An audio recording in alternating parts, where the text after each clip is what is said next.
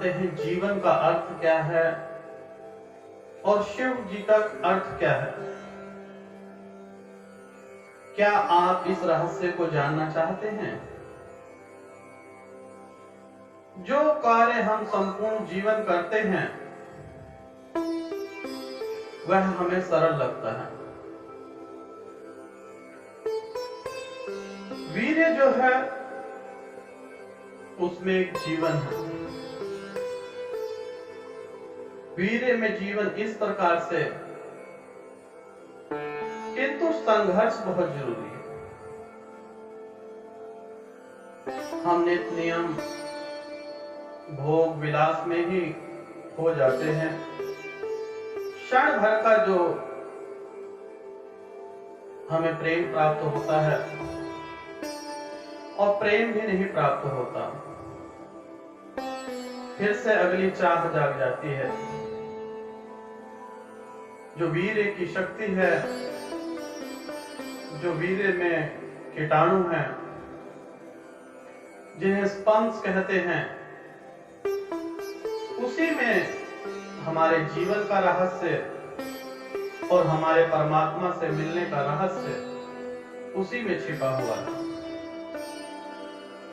किंतु हम संभोग में सालों से विलुप्त हैं और हमें वह सहज ध्यान लगता है जिससे क्षण भर की हमें खुशी प्राप्त होती है। और कई बार क्षण भर की भी खुशी नहीं प्राप्त होती और फिर से हमारा मन वहीं डोल जाता है। आपने अक्सर देखा होगा कि भोग विलास जितना डूबेंगे डूब ही जाएंगे, परंतु मन की संतुष्टि नहीं होती। साइंस भी जो है वह हमारे शरीर को मानता है, हमारी आत्मा को नहीं। वैज्ञानिक जानते हैं आप लोग, वैज्ञानिक हमारे शरीर को तो मानते हैं, परंतु हमारा शरीर ही नहीं है।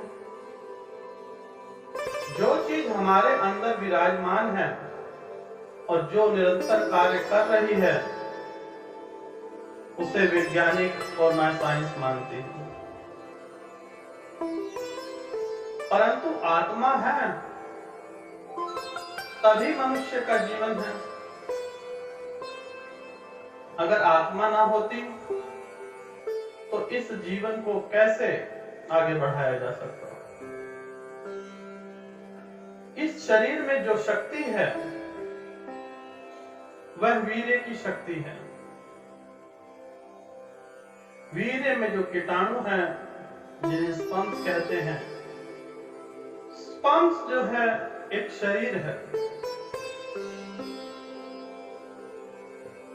स्पंज की जो उम्र होती है 2 घंटे की उम्र होती है, लेकिन वे बहुत तेजी से दौड़ते हैं। जहां पर उन्हें स्त्री का अंडा मिल गया और उन्होंने प्रवेश कर लिया, तब तो उनका जीवन पूर्ण हो गया। अन्यथा जिस प्रकार से मनुष्य भाग रहा है और अपने लक्ष्य पर नहीं पहुंच पाता, उसी प्रकार से हम लाखों की संख्या में दौड़ लगाते हैं। जिस प्रकार से आप भी दौड़ लगा रहे हैं, आप भी जीवन में समस्याएं लेकर आए हैं, उसी प्रकार से स्पंज भी अपनी दौड़ लगाते हैं। लाखों की संख्या में कहीं 1, 2 या 4 अपने लक्ष्य तक पहुंच पाते हैं और लक्ष्य को भेद कर एक संपूर्ण जीवन का, नए जीवन का आरंभ होता है। स्पंज में इतनी शक्ति है, वीर्य में इतनी शक्ति है कि वह एक नया जीवन दे सकता है। जो एक नया जीवन दे सकता है, तो क्या आपको परमात्मा से नहीं मिला सकता? परंतु जो शरीर है वो वहीं पर विराजमान रहता है जहां से जन्म लेता है। वीर्य का जो शक्ति है, जहां पे जन्म लिया है वीर्य ने, और जहां पर कीटाणु हैं उनको इकट्ठा करके यहां तक लाना होगा। आसान नहीं है। आसान हमें जो रोज कार्य हम करते हैं वह कार्य हमें बहुत आसान लगता है, क्योंकि लाखों करोड़ों वर्षों से हम वही कर रहे हैं, वही निरंतर वही कार्य हम लोग कर रहे हैं, और हम चाहते हैं कि हमें उसी से सुख की अनुभूति हो जाए। परंतु इस संसार के जीव जंतु से लेकर मनुष्य तक सभी वह कार्य कर रहे हैं, फिर भी दुखी हैं।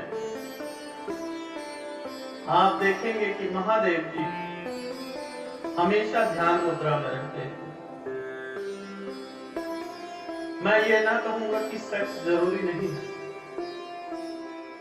सेक्स भी जरूरी है, क्योंकि एक जीवन आपने इस संसार में देना जरूरी है, नहीं तो मनुष्य का अंत हो जाएगा। जिस प्रकार से जानवरों का भी मौसम होता है, ऋतु होती है, किंतु मनुष्य इस जीवन में सिर्फ भोग विलास और खाने पीने के अलावा कुछ नहीं सोचता। जब बुढ़ापा आता है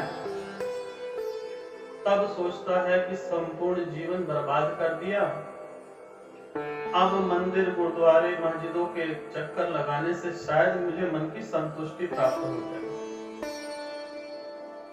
लेकिन जो वीर्य की शक्ति है वह आपको इतना आगे ले जा सकती है, आप निरोग हो जाएंगे। ना तो आपके अंदर किसी प्रकार का भय रहेगा,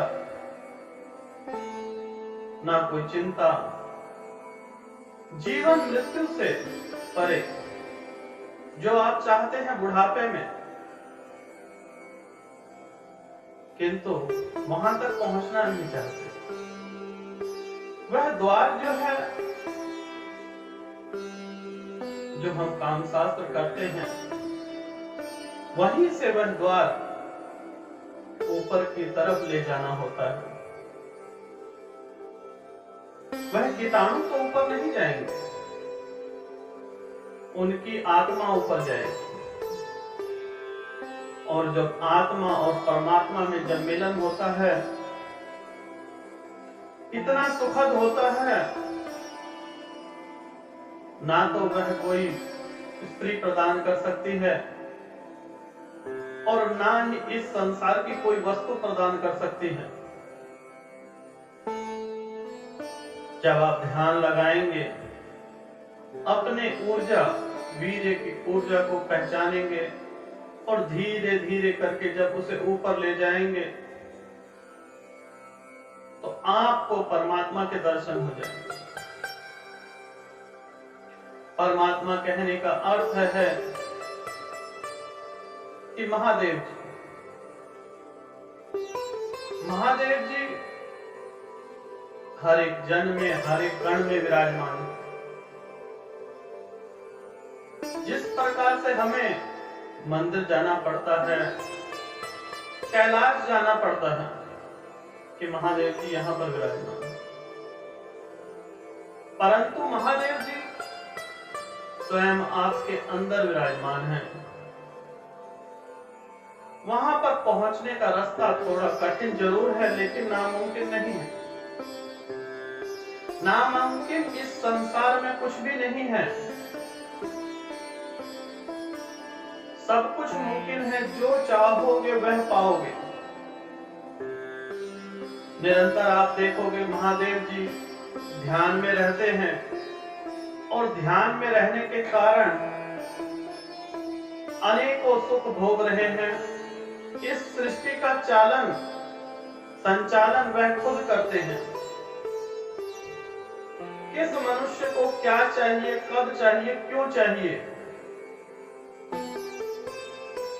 इस चीज का महादेव जी ध्यान रखते हैं।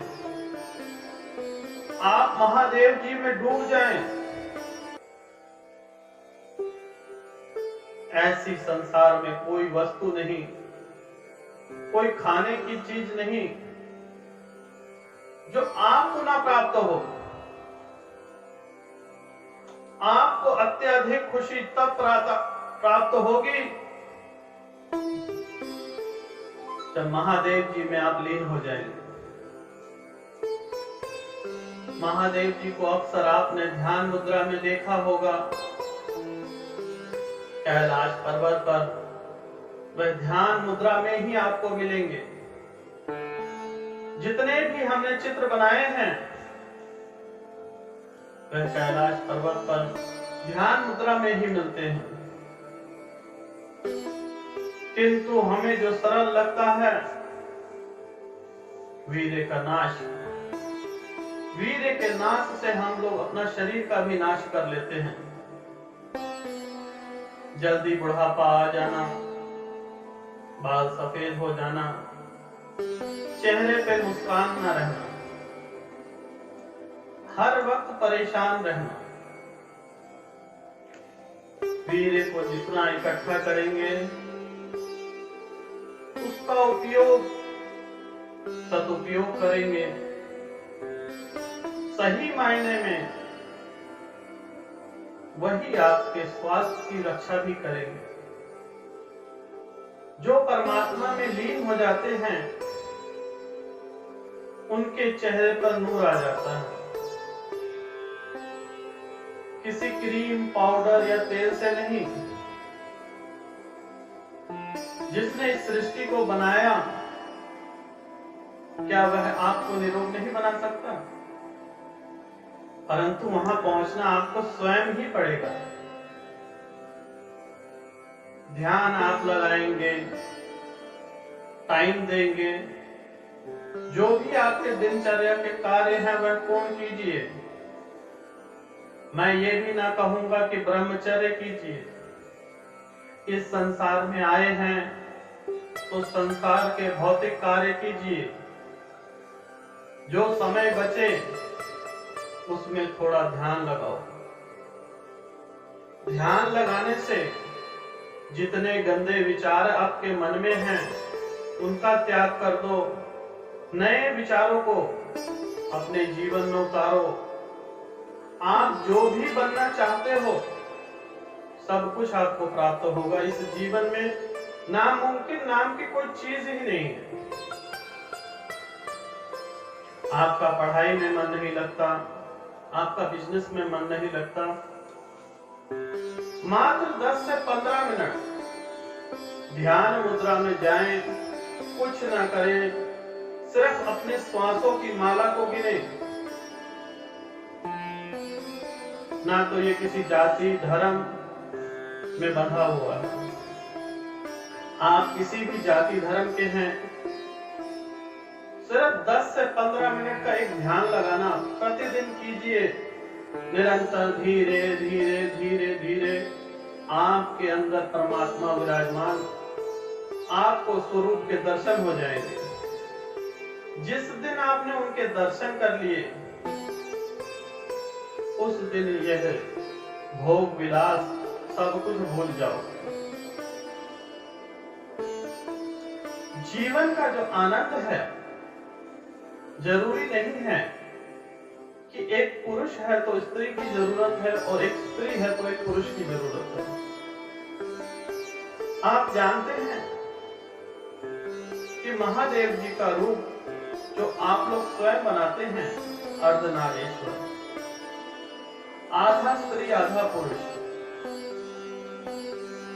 जो आपके अंदर संभोग होगा। अगर आप पुरुष हैं तो आपके अंदर स्त्री विराजमान है, अगर आप स्त्री हैं तो आपके अंदर पुरुष विराजमान है। संभोग अंदर भी होगा, भोग भी होगा, विलास भी होगा, लेकिन जो भोग विलास का जो रस होगा वह परमात्मा के पास आपको ले जाएगा। परमात्मा के दर्शन आपको वहीं से होंगे। इस संसार में संपूर्ण नारी और पुरुष हमारा जीवन है। हम भटक रहे हैं, अपने सुखों को बाहर ढूंढ रहे हैं। निरंतर हम लोग किसी स्त्री के चक्कर में या पुरुष के चक्कर में अपना जीवन व्यर्थ कर देते हैं। अंत समय में हमें समझ आता है कि परमात्मा क्या है। जीवित रहते जब आपको परमात्मा के स्वरूप के दर्शन हो जाएंगे, आपको यह संसार स्वर्ग की भांति सुंदर महसूस होने लगेगा। आपको हर एक जन से, मनुष्य से, जीव जंतु से सबसे प्रेम हो जाएगा। जो आज हम लोग कर रहे हैं, क्षण भर का भोग संभोग, सेक्स करते हैं, क्षण भर की जो हमें खुशी प्राप्त होती है, कई बार खुशी नहीं प्राप्त होती, कई बार दुख प्राप्त होता है। जो दुख प्राप्त होता है वह हाथों पैरों में दर्द, अनेकों परेशानियां जीवन में प्रकट हो जाती हैं। किंतु जब आप ध्यान मुद्रा में चले जाएंगे, तब इस संसार की किसी वस्तु से आपको सुख नहीं मिलेगा। आप जो भी खाएं, आपको उसमें स्वाद नजर आएगा, उसमें आपको रस नजर आएगा। चाहे आप एक झोपड़े में क्यों ना रहते हो, उस झोपड़े में भी आपको आनंद प्राप्त होगा। रुपया, पैसा, यह इस संसार के मनुष्य की देन है। परमात्मा ने तो सबको स्वर्ग दिया है, किंतु मनुष्य इस संसार में आके स्वयं नरक अपने जीवन को बना लेता है। सारा जीवन रुपए पैसे के चक्कर में भागता रहता है, भोग विलास में विलिप्त रहता है।